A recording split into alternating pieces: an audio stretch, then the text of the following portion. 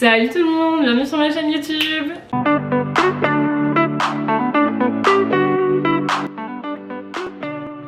Donc aujourd'hui on se retrouve dans ma cuisine comme vous pouvez le voir juste derrière moi. On se retrouve ici pour vous faire une vidéo comme vous avez pu le voir dans le titre. 3 idées de desserts, donc sains et gourmands à faire. C'est des desserts qui sont généralement très rapides à faire et que tout le monde aime dans la globalité.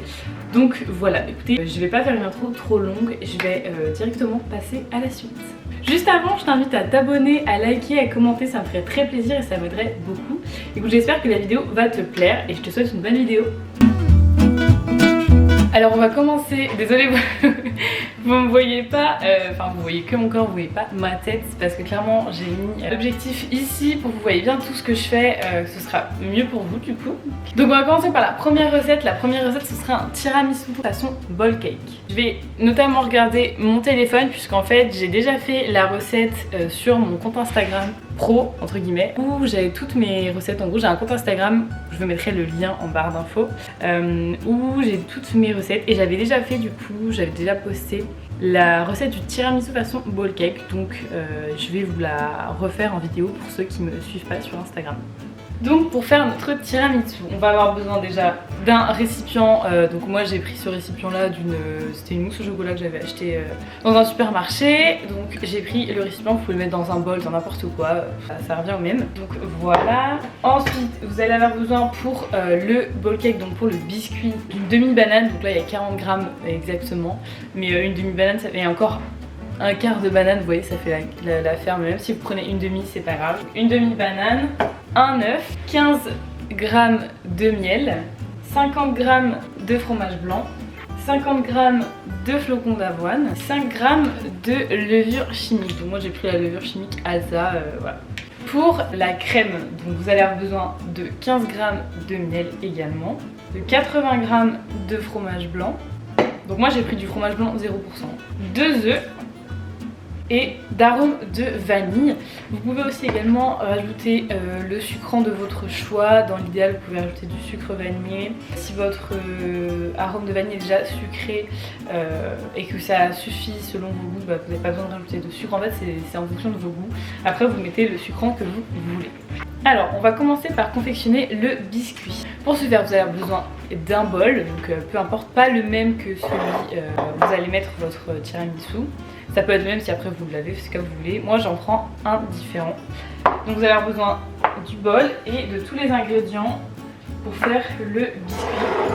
Ça va être très simple. On va venir tout mélanger ces ingrédients dans le bol et le faire chauffer au micro-ondes. Donc la recette est très rapide. Dans l'idéal, il faudra écraser la banane. Ce sera plus simple pour faire une consistance de pâte. Donc je vais venir écraser ma banane, mélanger tous mes ingrédients dans mon bol et je vais les mettre au micro-ondes.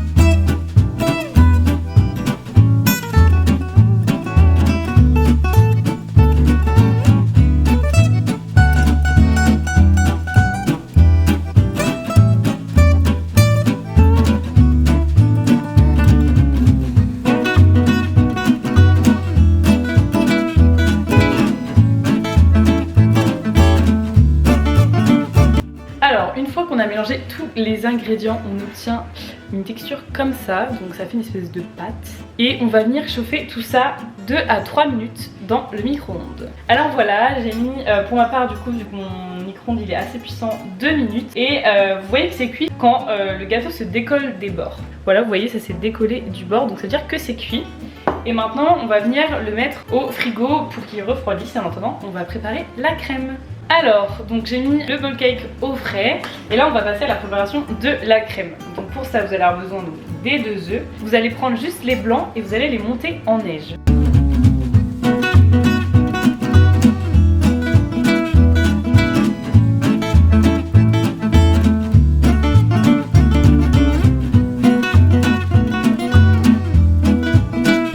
Donc là j'ai cassé les blancs en neige. vous n'allez pas voir grand chose. J'ajoute toujours une pointe de sel pour bien les monter. Donc je vais venir les monter. Bon, moi je les monte avec un batteur parce que c'est beaucoup plus rapide et c'est moins fatigant, je vous avoue. Après si vous avez vous la détermination pour les monter à la main, allez-y. Et sinon si vous avez des robots ou autres, allez-y aussi. Voilà. Moi je préfère faire avec ce petit robot là.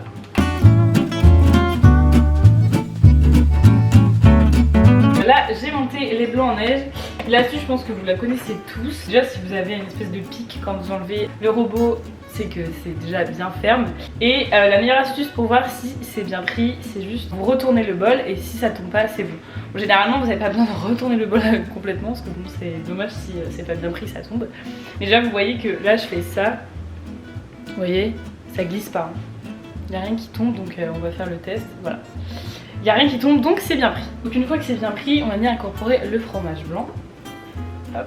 Donc alors faut y aller délicatement, moi j'y vais petit à petit pour pas casser les blancs en neige tout simplement.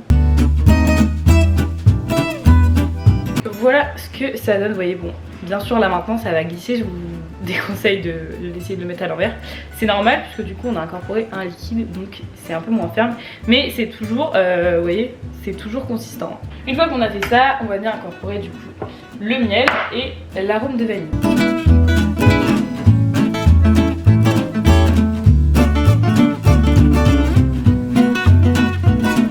On a tout bien mélangé, ça donne une consistance comme ceci. Donc vous voyez c'est même un peu moins consistant que tout à l'heure. C'est normal, ça nous fait une espèce de crème quand même assez compacte. On va venir mettre tout ça à reposer dans le réfrigérateur 30 à 45 minutes. Alors donc une fois que tout a bien refroidi, on va venir prendre notre bol cake qu'on va venir démouler.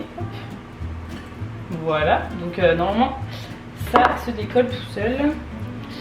Et ça fait du coup un espèce de bol, hein. Ça a pris la forme du bol. Donc on a notre crème. Ce qu'on va faire, c'est qu'on va venir découper notre gâteau en fines tranches entre guillemets pour que vous ayez plusieurs couches de biscuits. Moi la première couche, je vais la mettre au fond. Hop. Donc j'ai remélangé la crème pour que c'est une consistance de crème et non pas de blanc en neige. Donc vous allez avoir cette consistance là. Voilà. Et on va venir du coup mettre notre crème dans notre bol. Donc voilà ce que ça donne pour la première couche. Et on va refaire l'opération plusieurs fois jusqu'à ce qu'on n'ait plus de biscuits et de crème. Donc voilà ce que ça nous donne pour le tiramisu.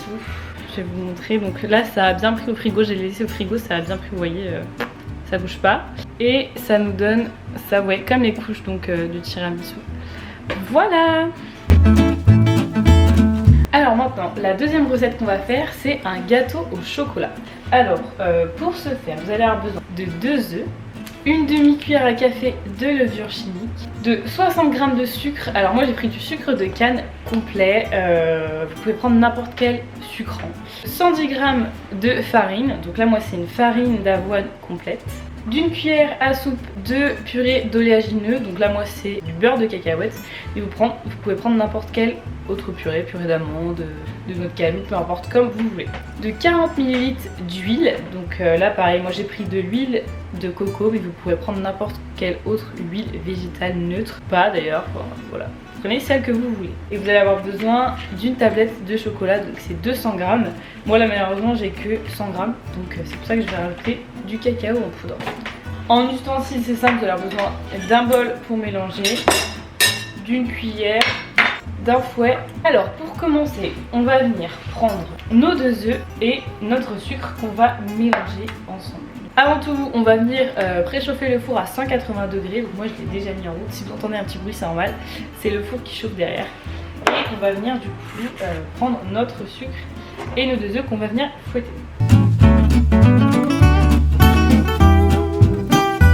Donc une fois qu'on a cassé nos œufs, on va venir donc mélanger notre sucre avec. Hop.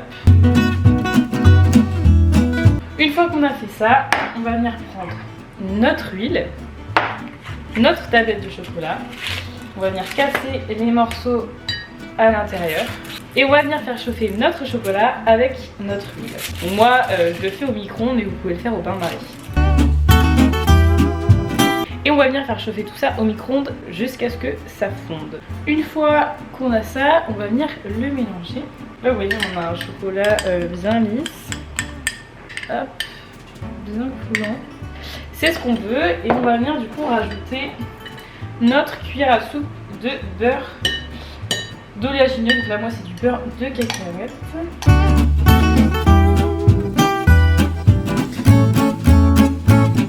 Une fois qu'on a ça, on va venir prendre notre mélange de tout à l'heure, œuf et sucre.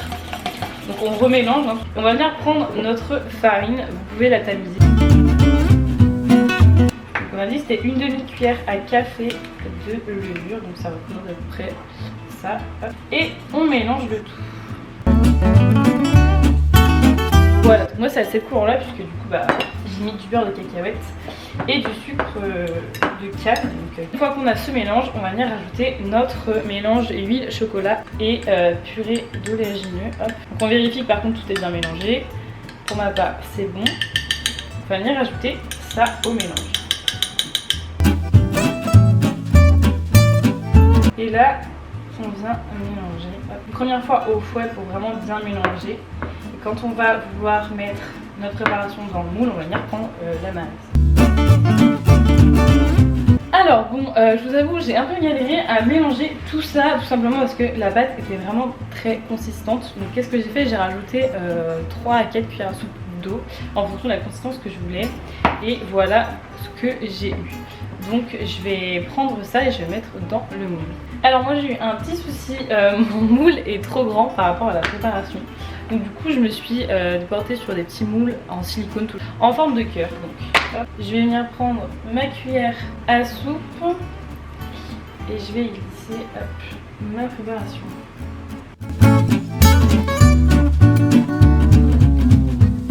Une fois qu'on a mis la préparation dans nos moules, on va venir enfourner tout ça dans le four à micro-ondes à 180 degrés qu'on a préalablement chauffé tout au début de la recette pendant 12 minutes pour un côté coulant et 15 minutes pour un côté un peu plus moelleux. Et voilà pour les gâteaux. Alors bon, j'aurais aimé qu'ils soient un peu plus coulants, malheureusement vu que j'ai dû les mettre dans des petits emporte-pièces, je les ai laissés un tout petit peu plus longtemps, du coup ils sont plus moelleux que coulants malheureusement. Mais voilà, et je vais vous montrer l'intérieur. Donc ça nous donne ça.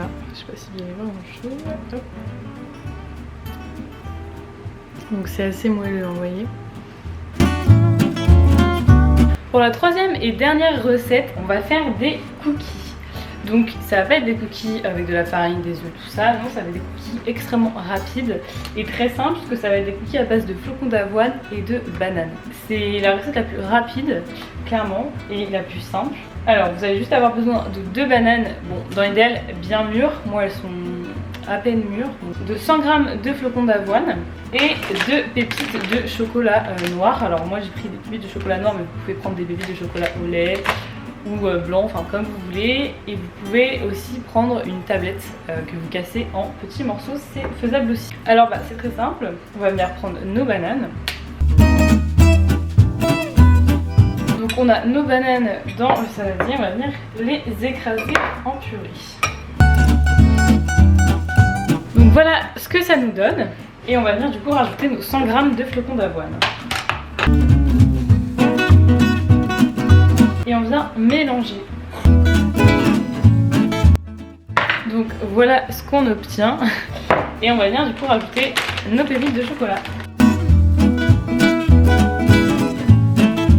Donc voilà ce que ça donne et on va venir mettre tout ça sur une plaque de cuisson avec du papier sulfurisé. Donc au préalable on se lave les mains bien sûr, et j'ai oublié de vous préciser au début de la recette, allumez directement votre four pour le préchauffer à 180 degrés. Et donc on va venir étaler la pâte en forme de boule sur la plaque de cuisson pour faire comme des cookies normaux.